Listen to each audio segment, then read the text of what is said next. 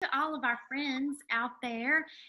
It's so good Yeah. to have everybody with us today. I thank you for joining us and being a part of our well chat. I'm very excited for the friend that I have with me today. Her name is Julie Jinks. But before we get started with our well chat, I just wanted to share with you a little bit of something that the Lord's been speaking to my heart about and reading through Mhm. Revelation. And just the reading that I had this morning, found myself in chapter 3 of Revelation, and it's talking to the church of Sardis. And God says in verse 1, at the end of verse 1, He says, I know your works, and you have a reputation for being alive, but you are dead.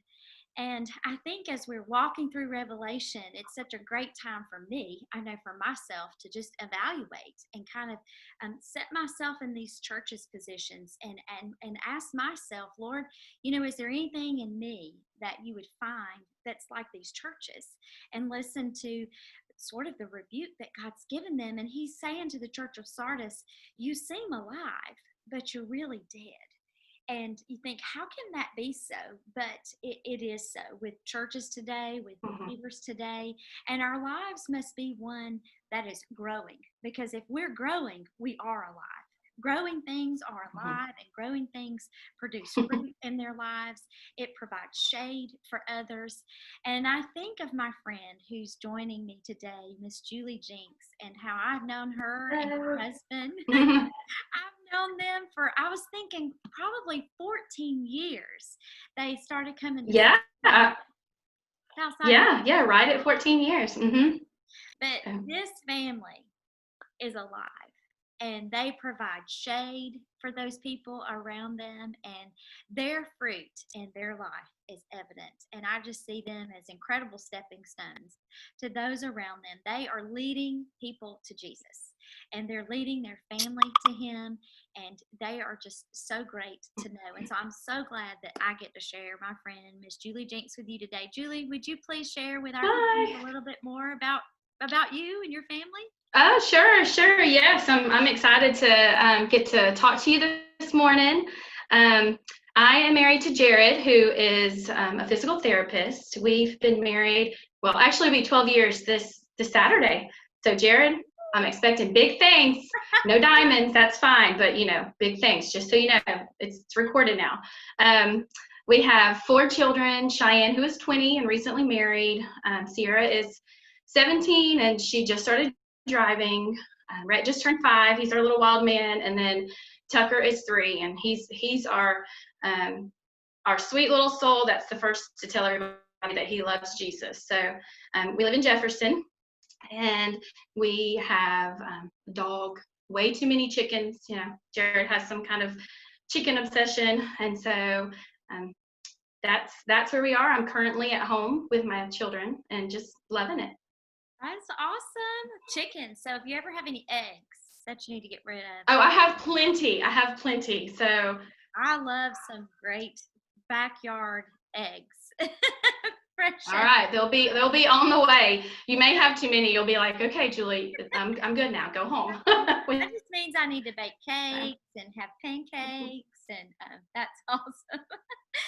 Well, so you mentioned that you're a stay-at-home mom. Have you always stayed at home, or what did you do before this season of being a stay-at-home? um, so I worked in education before, and then after we had Rhett, we prayed about it and decided that we would stay home. Jared was when we were dating. Jared told me that I would never get to stay home. That it wouldn't work out, and so that might have been a little bit of an argument, but. After we had Rhett, we prayed about it, and we just had to trust that if we were honoring God with what He wanted us to do, that He would take care and provide, and He did. And so I'm at home now and just enjoying it. Not every day is the best, but we make the best of every day. So That's awesome. So tell us about being in education. Like, what ages or grades did you teach? so I started, well, I got my degree in K through 5. It wasn't what I thought I would do growing up. I never thought I would be a teacher, but God just kept leading me there, opening doors. And so I taught preschool and felt like I'm not degree, and I got the opportunity to teach 4th grade and quickly learned that that was not my calling, and that God had me where He wanted me to begin. So I went back to preschool and was a director, and I missed being with the kids that year. And then I got pregnant with Rhett, and so I ended up staying home. But it's such a fun age, and they're curious, and they want to know everything. And I didn't realize that's what I wanted to do until I got older. And God just keeps flaming that desire in my heart. After going through fostering programs and dealing with Head Start, you just realize how critical it is at that age for them to be making those connections. And you can't wait. Like, it starts at birth, it starts in the womb, and then it's just such an important time for kids. And so I feel like that's where my heart is. So. That is awesome. I love that you have that heart to nurture and love on smaller children, because they need it. And that's such a great age to go ahead and put an imprint on their lives and be a part of them being steered in the right direction. So yes. It's great. I think yes. there's different passages in the Bible where it talks about, they learned about the Word and Jesus at a young age. And yes. It's great that you're home now, and I know I'm very grateful for those teachers that are out there that are teaching our kids in preschool and in the school systems that love the Lord. And they may or may not be able to say it in public school. Right. I think that their spirits speak loudly so that our children know that they are believers and that they love the Lord. Well, I know that you've got this incredible heart and passion to love children. And I know that there's a backstory for you and Jared, and just having a desire to have kids of your own. Mm-hmm. Maybe that didn't come as quickly as you hoped that it would have early on. But would you just please share a little bit of that journey with us? Sure. It gets lengthy, so be ready. But we knew right away that we wanted a large family, and we got married a little bit older, and so we started trying to conceive early, right away. Like we were like, okay, we're doing this. Let's get going. But in the meantime, we had this home that was empty, and I knew from a young age that God wanted me to foster or adopt. And so we had this home, we had the space and the love, and so we were like, well, let's go ahead and start that rolling. And Jared wasn't in instant agreement with me. That it was a process. We prayed about it, and he just wasn't there at the same time. The unknown, he was scared, and so he went to a service with a sister, and they were talking about this foster group, maybe Bethany Christian Services, I'm not sure, but he just really felt God speaking to him that day. And he came home, and he was like, yeah, this is what God's calling us to do. In the meantime, in the beginning, we didn't know that it was going to be so hard for us to have our own baby. So, we started rolling with it. And our two daughters were the first children in our home, and that led to adoption. And so it was a challenge. We were trying to extend our family through having a baby. It was new for them. It was hard for them, but God says that when you follow Him, it's not always going to be easy. And Isaiah 1:17 says to care for the orphans and the widows. And so we knew that that's what we needed to be doing. And like I said, it led to adoption, and we continued trying to extend our family. We ended up doing infertility treatments. I was giving myself shots, doctor's appointments every other week. It's just really stressful and crazy. And then it got to the point where the doctor started suggesting more invasive things to do. And Jared and I just, we had a cutoff, and we had decided early on that we had to make sure that we stopped ourselves when it got too crazy for us. And so we did. And, we were tired of the letdowns, the highs, the lows. And so, we're just like, God's going to work this out in His time. And, honestly, during that time, I had a bitterness festering in my heart, because I was working with children. I knew when you work with children, you realize that there are a lot of people who don't value or appreciate. I say this, but they don't value or appreciate the easiness of having children. And so I was just, I mean, it was eating me up, and I didn't realize it. And it was taken away from our love of the girls and loving them the way they needed to be loved. So anyway, great. I had a little bit, I was such a crier, but anyway, I had a little bit of a mental breakdown, and basically I just said, God, let me be okay with the fact that we may never extend our family, naturally. Like, I just begged him to take that control from me, because I'm a pretty controlling person. And I mean, he did. He asked for forgiveness for not having faith that he would work it out in his time. And I slowly let go, and God started to lift that heaviness from my heart.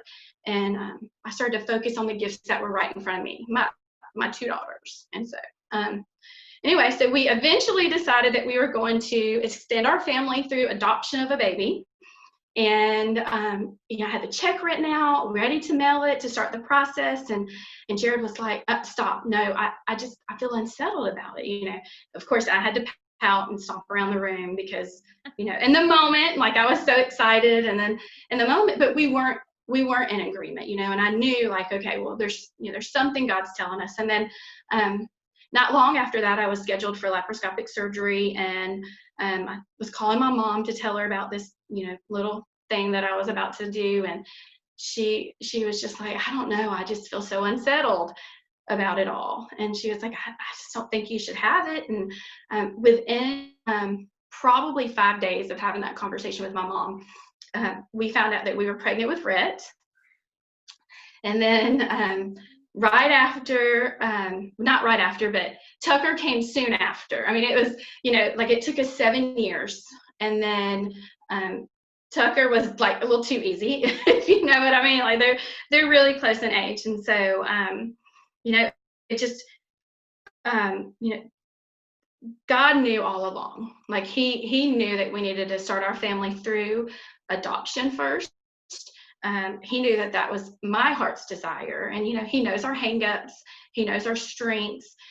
He knows everything. And so he was working it all for the good all along. And, you just have to let go sometimes and just let God. And sometimes the answer is no. And that's okay, because he's always working it out for the good. So, so now we've got our 4 kids, and, we're just strutting along. That is amazing. And it's so true. I think about so much of what you just shared.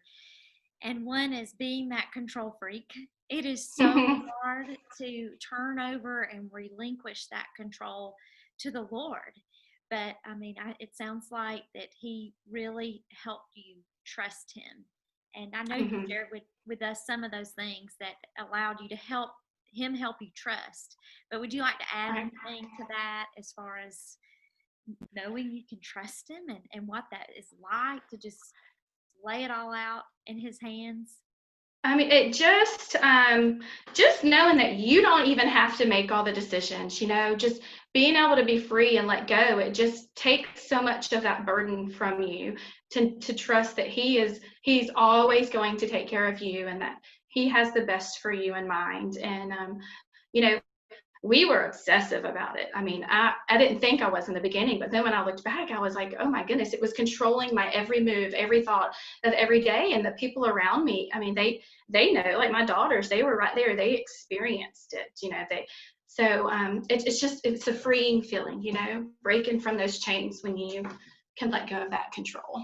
That is awesome. It is. It's that peace that overwhelms us. We think that we couldn't experience it, and we couldn't if we kept holding the rein and trying to control everything on our own. And I think that, part of your story that you shared was that you adopted first. And, so many people, if they would have had their biological children first, they may not have ever adopted.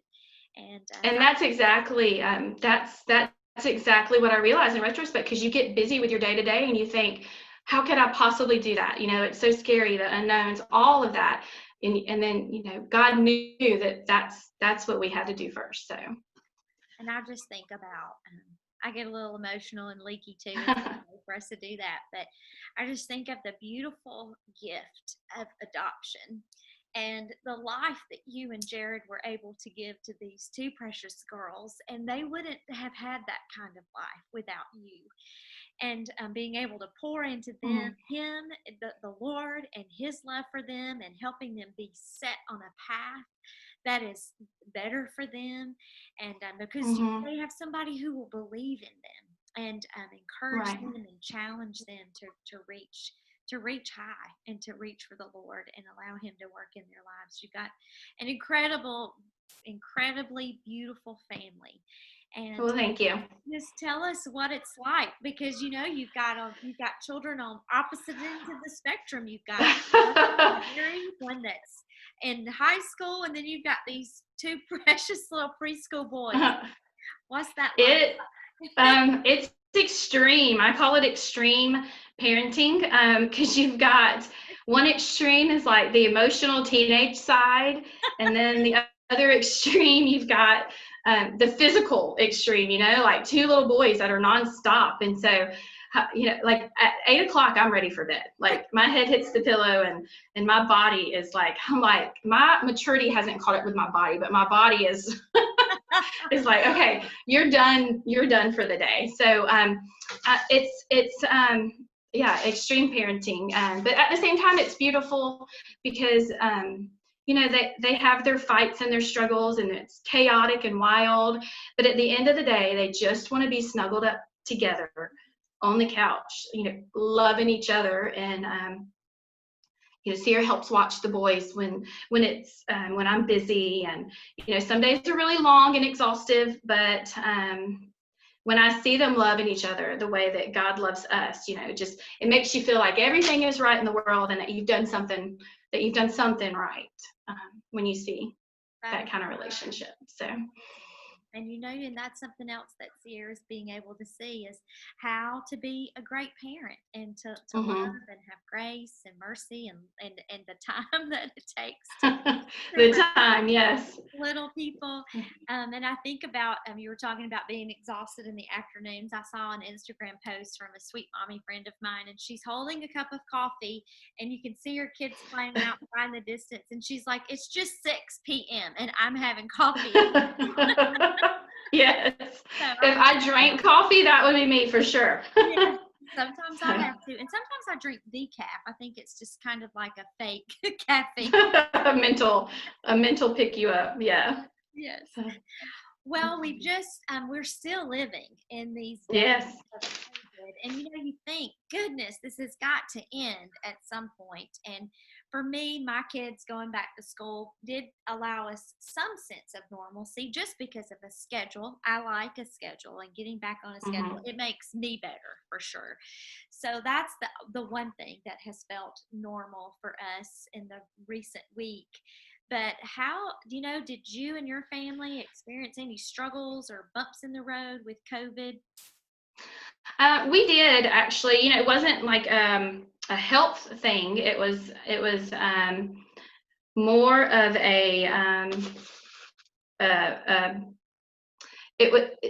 so Jared's work affected his work like it did so many other people, but he had to furlough some people and take a pay cut, and so it was hard trying to keep his spirit up daily. And he's usually like the big strong bear in the family, and he's the one always like, oh, it's gonna be okay, and everything's like maybe not great, but we're gonna be fine. And so I kind of had to take that whole it's okay, we're gonna be fine. So that was hard. Cheyenne got married at the beginning of COVID, and so really it was immediate family. Like none of her grandparents could come on our side, and so that was disheartening. But they it was right when it happened, and so everybody was scared and nervous and the unknown once again, and so that was a struggle. Now, me personally, I kind of thrived during COVID because I didn't have like the outside the outside forces pulling on me. It was just me and my little family in a bubble. I didn't have to run from place to place, just people weren't constantly calling me needing something. And so I think I really thrived during it. I was with my kids, baking quiche and pies and just, just kind of like, I mean, I went a little stir crazy. When Jared got home, I'd kind of like hit the floor running. I got to go for a minute. Like, got to go jog. I got to get in the car.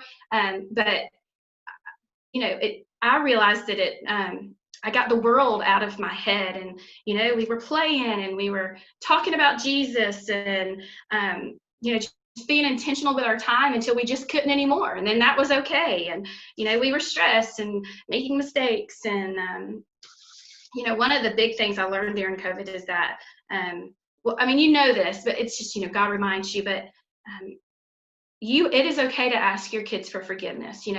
Parents are fallible too, and they need to know that. And it's okay to say, you know what, I messed up today. Today was stressful, and they need to see that parents aren't perfect either. And so that was a big thing, just learning to ask for forgiveness through it all. They can handle so much more than we give them credit for. We talked to them about what was going on, but you don't want your kids to be scared of everything. You want them to be conscious. You want them to be aware. And God tells us not to be afraid or discouraged because he's always with us. And so that was just something that I had to, just keep repeating to myself and repeat to my husband and my children. And, they of course handled it better than anyone. They miss their friends, but they kind of thrive through it all too, because a lot of families got to spend more time together through this, and I know it's a struggle for a lot, but so we just kept telling ourselves that there's no reason to fear. It's God's got this, so we did, but made it through.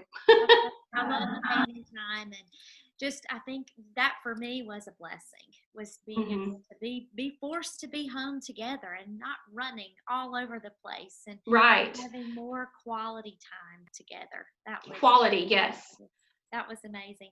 And I would have to say to all of our friends out there, if you're on social media and you have an Instagram account, you should follow Julie, because I was so excited to see your posts during this time. I mean, you post some really great inspirational posts. Oh, well, thank you. And I love the little tips that you would give about having preschoolers in your home. And I think that that's where the passion of being a preschool mom our preschool teacher comes out, in being a mom. You just revert back to those ways, and you think of the simple things of teaching your kids, and we complicate it so much, I think, because they're in school. But I love following your Instagram. It's wonderful.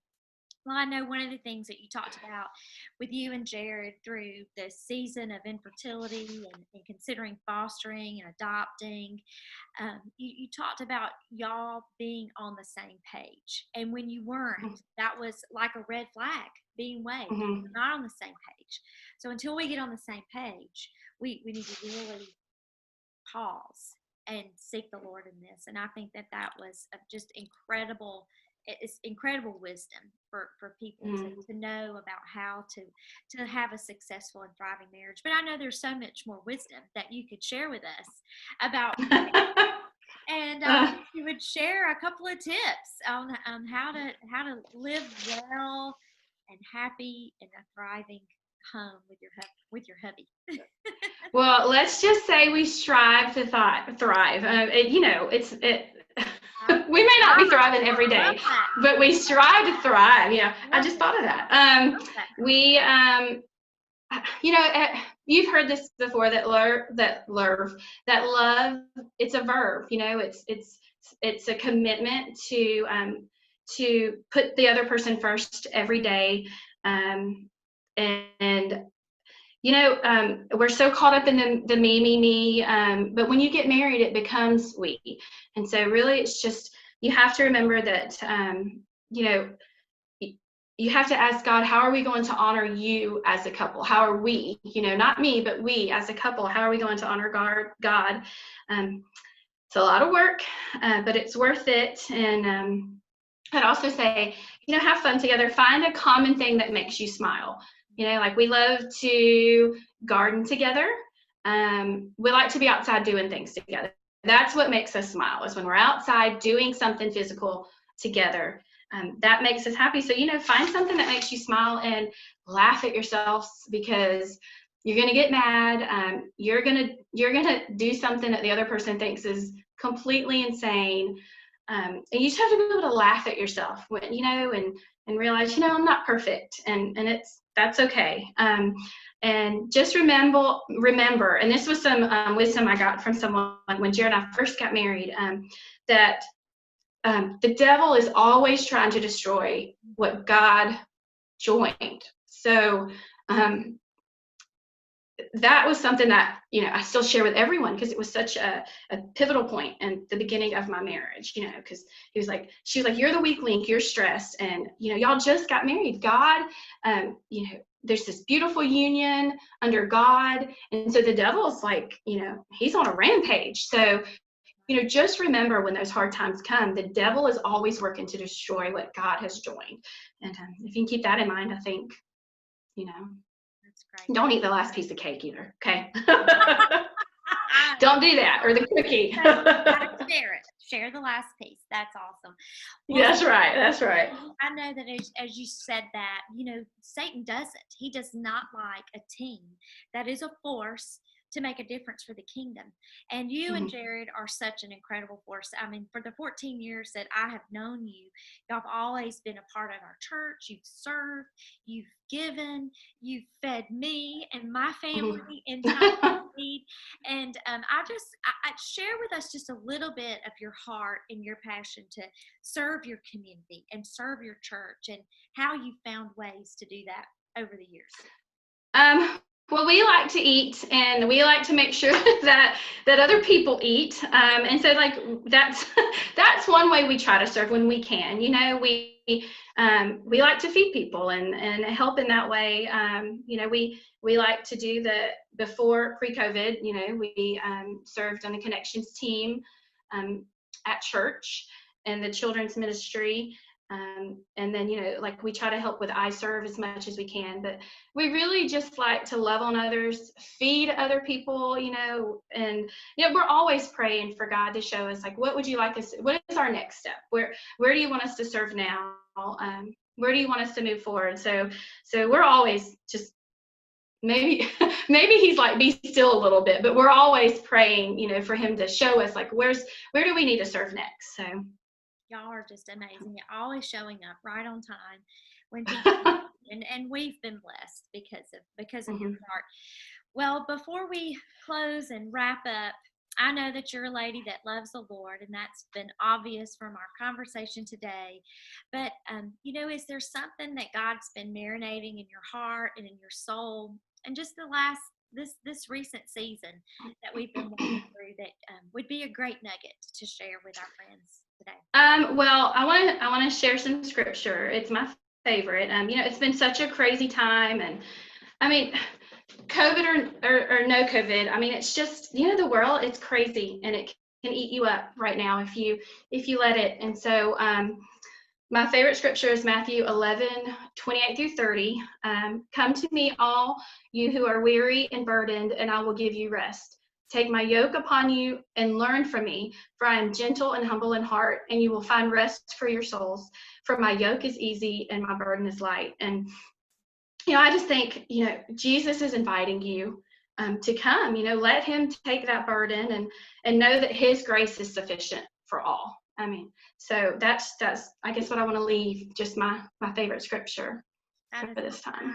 That is awesome, and it's just crazy that you shared that scripture, because I was thinking of that, about how when we are yoked, when we are put together with the Lord and we allow him to lead us where we need to go, we can relinquish that control in our life, and we can be at peace that he's leading, he's guiding, and he's going to get us right where he wants us to be, where we can fulfill his mission and be what I talked about in just the beginning, and being alive alive and being something and having a life that is growing and a life that brings shade to others, a life that encourages others and provides for them and their needs. And I'm just grateful. I am blessed to know you, my friend. And Oh, us too. We love y'all. We thank do. We love y'all so much. Thank you so much for joining me and sharing your heart and your wisdom. And thank you to all of our friends out there. We hope to see you again soon. Bye bye. All right. Thank you.